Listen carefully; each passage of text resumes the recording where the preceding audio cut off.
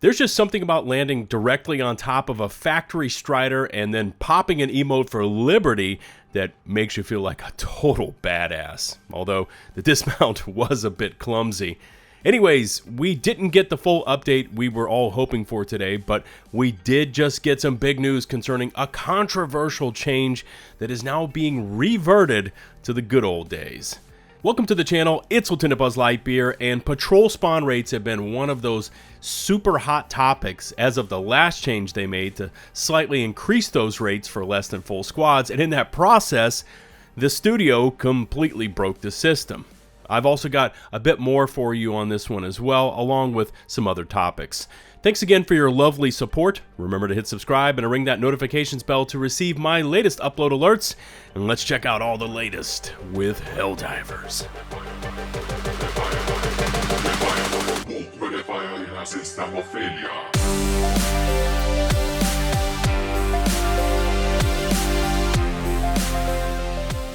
First up is the Superstore, which, to be honest, I don't need to cover today because it's the exact same as yesterday. And these are both armors and helmets we've seen many times in the past. So for now, let's jump over to the galaxy map, and we are 1,000,000,000% going to fail this current 2 billion bot kill count major order. Now, I snagged this footage a few hours ago, and we were only at 1.54 billion bugs and a little under 3 hours to go. By the time this video actually makes it up to YouTube, I honestly don't expect much to change, so yeah. Relating to this major order, and I did read that some players were seeing unable to connect to network issues this morning, and that the kill count also didn't seem to be going up or going up much at all. Not that it would have made that much of a difference, because we need 200,000 to 300,000 divers on all at once and all pounding out bot kills, but the early morning issues certainly didn't help. Hopefully the upcoming changes will help motivate divers to return in the near future, and also if Sony can get their act together and reinstate the game in all affected regions, that would also help. And finally, while we're over here on the galaxy map, today's daily or personal order is to get 75 kills with the mortar turret. You can choose whatever mission you want, but I love the dual mortar combo for eradicate missions, although you might not be that popular with your squad mates, especially if they are randoms.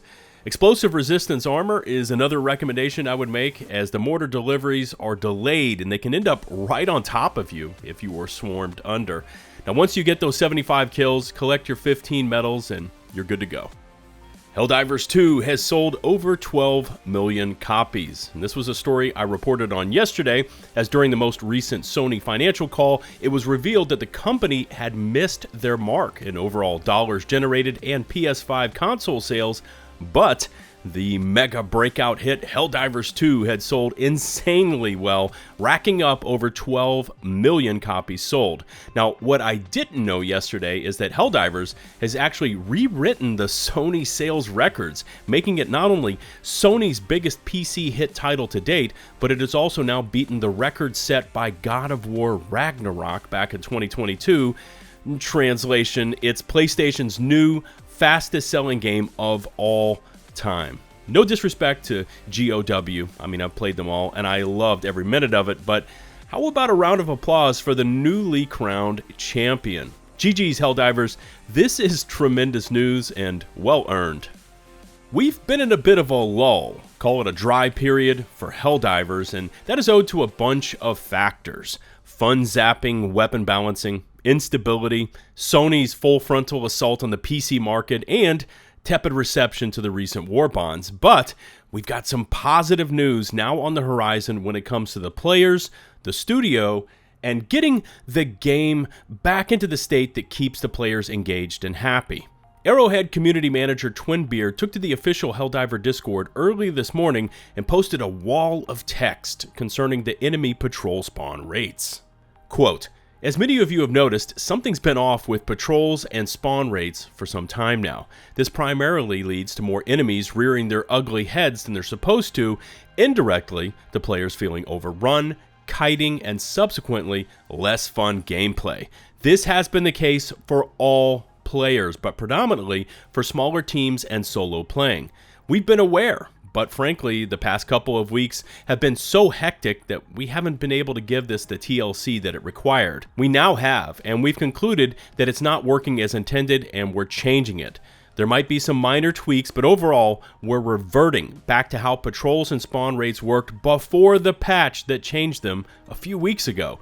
We believe that this is more or less how you currently want them to be. We also know that you want us to do things and changes properly instead of rushing them, and we do as well. Therefore, implementing this will take some time. We want to give it proper testing and review it. Oh heck, simply see that it works this time, even if this means we're faced with more bugs and bots than even the bravest of citizens would deem realistic for a while longer.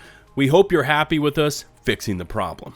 Okay, so there's so many factors piled into this issue that Twinbeard has commented on, and I didn't want to interject my thoughts on it all until after reading through his statement. But yes, the spawn rates are indeed broken, and it was the studio's attempt to fix something that wasn't requested or bothering the players that initially caused this issue. Again, commented on this before, but when the spreadsheets and analytics take over, it can often lead devs to toy around with items that are not currently an issue, and once they finish their fiddling, they become a big damn issue. Enemy patrol spawn rates for higher difficulties in parties less than 4 is a prime example of this. While I think of it, ricochets and the re-implementation of that system could be another perfect example to the counter of, if it ain't broke, don't fix it. As the very minute Arrowhead had finished their adjustments, divers started getting killed with frequency, not because of the ricochets themselves, but because of the eruptor shrapnel. And so, what did they end up doing? They just removed shrapnel completely from the game and nerfed the eruptor into another weapon that we used to love that's now been reduced to spitting cotton balls. Full disclosure here, I'm not a game dev, and from what little I know and have seen, it's complicated. But that kind of plays back into what I just said. If it ain't broke, don't fix it, because what we are seeing is when the devs do go in and attempt some sort of basic minor adjustment or fix, it turns out to be super complicated. And one small adjustment over in this file can then affect 50 other files and mechanics, and pretty soon you've got a bunch of broken things in your game. What's missing here, and I alluded to this in the video intro, is any mention of weapon balancing.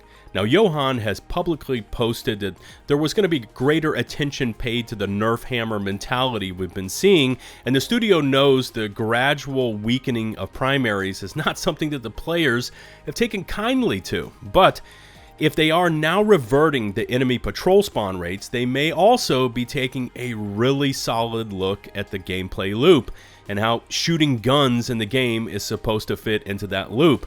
I mean, it's supposed to be fun and make us feel like badass space versions of Rambo, not the reverse. Anyways, recapping this is good news overall. It's good news that the studio is listening, it's good news that they are reverting the patrol changes, and possibly good news that they will also apply those lessons learned to the mass of weapon changes they've already heaped onto the game. By the way, here's a thought that I just came up with while recording this video. If the studio really wants some direct feedback when it comes to weapons, just add in a 20% damage buff modifier to a specific planet. They can pick bugs or bots, and then let's see how many divers go to that planet and mop up the enemy forces. All primaries, secondaries, and hell, let's throw in the strats as well. Anything that a diver uses to fire at an enemy outside of orbitals and eagles, all of that gets a plus 20% damage buff. And just leave it that way for, say, I don't know, 3 days, and watch the player counts skyrocket on that planet. Powerful equals fun. That needs to be the mantra written at the top of Arrowhead's War Room chalkboard. Now, for any of you out there that are worrying that buffing up our weapons and stratagem power levels too much is just going to make the game trivial, well, we might have just had difficulty 10 teased over on the Helldiver Discord. Check this out. This is a response from Twinbeard to a statement to somebody, and they said, keep those spawn rates for difficulty 10. And here's what he said: I think we might have some things in store for the 1337 players who just coast through everything as well. Alas, my lips are sealed. So Yeah, looks like the studio might have difficulty 10 in the works. I really want to try this thing out. Please, please, please make this happen, Arrowhead. I will get my squad all assembled and we will dive into 10s, 11s, 12s. Just give us that option. And finally, a second piece of breaking news right here as I was getting ready to upload this video to YouTube. We got a new Galactic War update coming to us from Baskinator, again over on the Helldiver Discord. This is how it reads. After 5 days of intense decommissioning of automatons into scrap metal for use in advanced anti-tank mines, the Helldivers came 78% towards the stated goal of 2 billion dead bots. This means that the new stratagem will continue to elude the Helldiver arsenal for now. The war now escalates into what is officially called the Second Gallactic War. All conflict leading up to this was merely an elaborate special operation. I can't wait to find out more about this. New recruits are being trained to bolster the ranks of SEAF, and the Helldivers are tasked with guarding these training facilities so that each recruit can be given their rigorous 72-hour basic training. And because I want you to be able to get the full story, I've now just logged into the game. Let's take a look at this new major order. Check this out. I guess in line with this Second Galactic War theme, we are now taking on bots and bugs simultaneously. You can see it up in the top right hand of the screen. It says massive SEAF training facilities are being erected on key planets to support training of eager conscripts. Hold the planets until construction is complete. So this is a 3-day? Am I reading that right? Yes, 3-day major order. We have to, I guess, liberate and hold Aesir Pass, which is at 100%, Heath, which is at 100%, Vernon Wells, which is at 1%. It currently has, I guess, a defense campaign running on it, and we also have to take care of Angel's Venture. So we are being split across the universe. We've started the Second Galactic War. Everything we've done up to this point has just been candy. Now it's on to the main event. 4 planets held over 3 days, 2 in bots, I guess, and 2 over in bugs. This is going to get good. Now if we can get that weapon balance pass taken care of, oh hell yes, the divers will be back. And this is probably a great place to press pause for today. We've got so much new info. We've got that new major order to go tackle.